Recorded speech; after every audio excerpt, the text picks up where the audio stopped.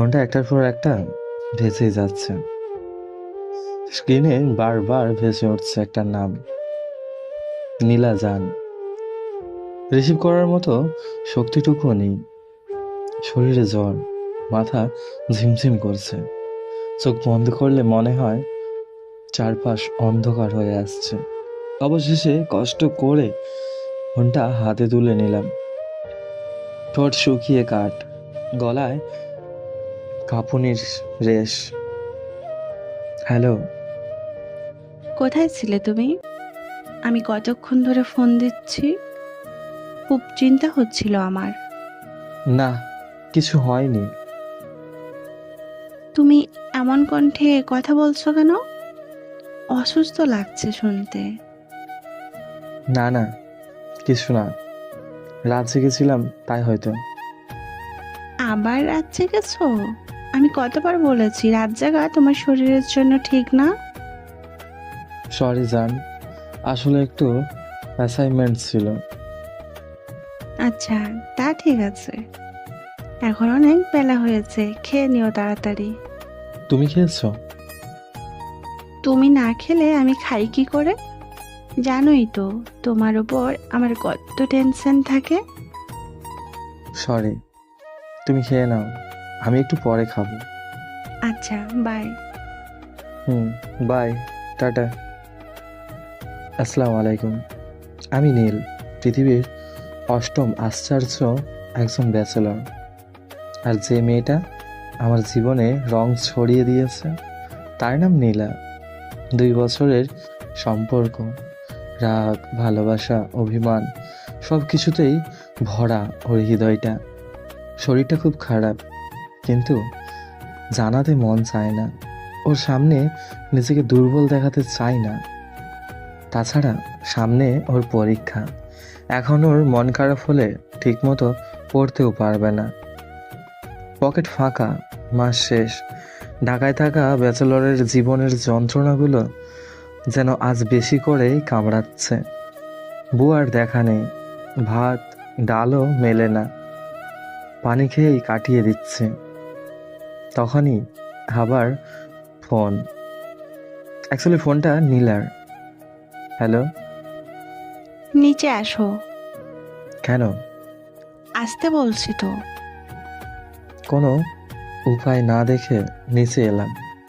দেখি রিক্সার পাশে দাঁড়িয়ে আছে আমার সেই রাগী পরী। রেগে তার মুখটা লাল হয়ে গেছে। জান, তুমি এসেছ? রিকশায় ওঠো, কথা বলো না বেশি। পার্কে যাচ্ছে বুঝি? চুপ করে বসে থাকো। আমি চুপ।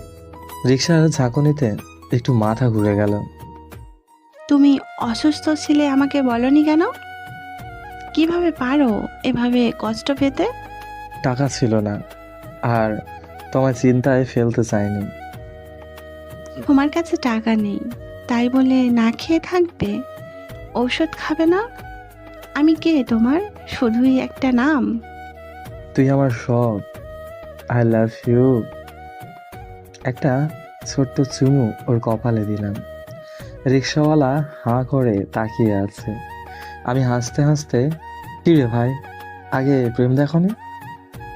I love you too. পাগলটা আমার। আমরা পৌঁছালাম হাসপাতালে।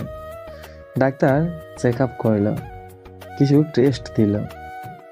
নীলা আমার হাত ধরে বসে রইল পুরো সময়, যেন আমি ওর পৃথিবীর সবচেয়ে মূল্যবান সম্পদ। ঔষধগুলো কিনে দিল। দয়া করে এবার নিয়ম করে ওষুধ খাবে। তুই থাকলে সব নিয়ম মেনে চলতে ইচ্ছা করে।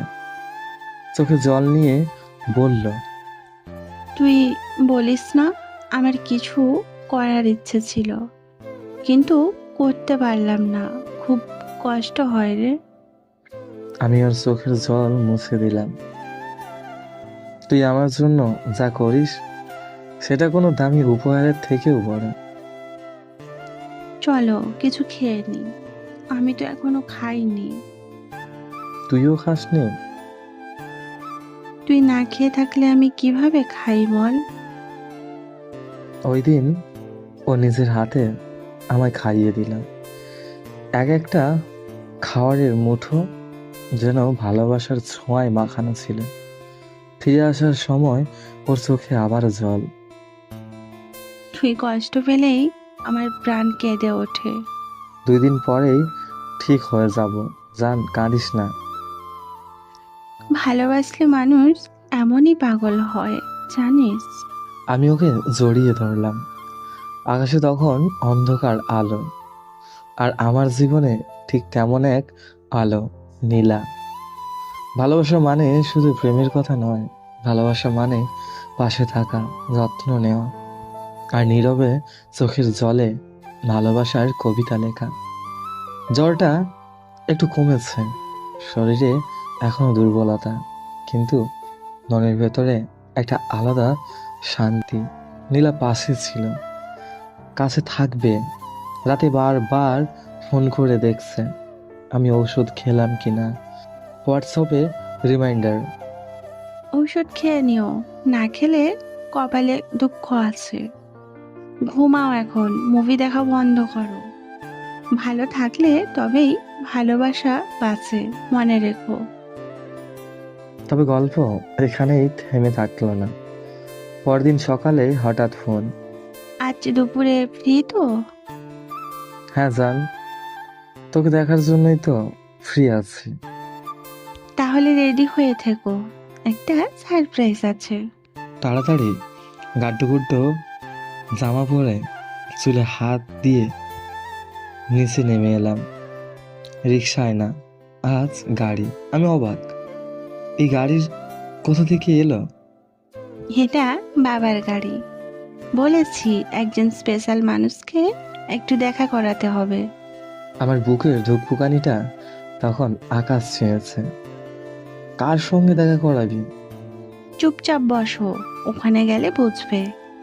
গাড়ি গিয়ে থামলো গুলশনারের এক রেস্তোরাঁর সামনে। ভেতরে ঢুকে দেখি একজন ভদ্রলোক বসে আছেন। বাবা, উনি নীল। আমার ভেতরে একটু ভয়ে বুকটা ধুকপুক করছে, তবু সালাম দিলাম। আসসালামু আলাইকুম স্যার। ওয়ালাইকুম আসসালাম। শুনেছি তুমি আমার মেয়েকে ভালোবাসো। জি স্যার, খুব বেশি। শুধু ভালোবাসা না, ওকে একদিন নিজের জীবন সঙ্গনী করতে চাই। এক মুহূর্তের জন্য চারপাশটা থেমে গেল। ভদ্রলোক হেসে বলল, বুঝে শুনে ভালোবাসা মনে দায়িত্ব বুঝতে পারা। চাকরি খোঁজো, নিজেকে প্রতিষ্ঠিত করো, তারপর আমার মেয়ের তোমার হবে। নীলা তখন আমার পাশে চুপচাপ বসে। আমি ওর হাত চেপে ধরলাম। ও কিছু বলল না, শুধু চোখ দিয়ে বলল, আমি আছি, সব সময় তোমার পাশে আছি। জীবন যেন নতুন গতি পেল। দিন রাত মিলে চাকরি খোঁজার যুদ্ধ, সিভি বানানো, ইন্টারভিউ, না বলা রিজেকশন। তবু একটা কথাই মনে পড়ে, তুই যদি থাকিস সব পারবো জান। নীলা প্রতিদিন সকালে বলতো, আজ নতুন করে শুরু করো, আজ হয়তো তোমার দিন। হেরে গেলে আমিও হেরে যাব, জয় যেন আমাদের হয়ে যান। ইমেলে একটা mail, congratulation, you are selected for the software engineer processing and job code. চোখে পানি চলে এলো। আমি নীলাকে ফোন করলাম। জান, আমি চাকরি পেয়ে গেছি। নীলা আত্মার ভেতর থেকে, আমি জানতাম তুই পারবি। আজ থেকে তুই শুধু ব্যাচেলার প্রেমিক না, আমার হবু বর। একটা ছোট্ট হলে সাদামাটা সাজে খুব কাছে কিছু মানুষের উপস্থিতিতে নীলা আমার হয়ে গেল। আমি ওর সাথে কবুল বলে ফেললাম। আজকের দিনটা আমার জীবনে সবচেয়ে সুন্দর দিন, কারণ আজ আমার ভালোবাসা অনুভবে না, আমার হয়ে গেল চিরতরে। নীলা ফিসফিস করে বলল, যদি আবার জ্বর হয় আমি ঠিক ওষুধ খাওয়াবো, তবে একটু চুমু দিয়ে। আমি হেসে বললাম, তোর চুমুতে সব রোগ ভালো হয়ে যায় জান। ভালোবাসা মানে শুধু সিনেমার মতো রোমান্স নয়, ভালোবাসা মানে দাঁড়িয়ে থাকা যখন সবাই ছেড়ে যায়।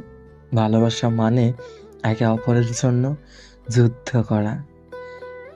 আমার ব্যাচেলারদের প্রেম হয়তো সস্তা বলে কেউ কেউ হাসে, কিন্তু জানেন না এই প্রেমই লুকিয়ে থাকে সবচেয়ে নিখাদক ভালোবাসার গল্প। বন্ধুরা, আমাদের গল্পগুলো যদি ভালো লাগে আমাদের চ্যানেলটি সাবস্ক্রাইব করুন, পাশে থাকা বেল আইকনের অল ঘন্টিটা বাজিয়ে দিন। আর হ্যাঁ, একটা লাইক করে কমেন্টে জানাবেন কেমন লাগলো।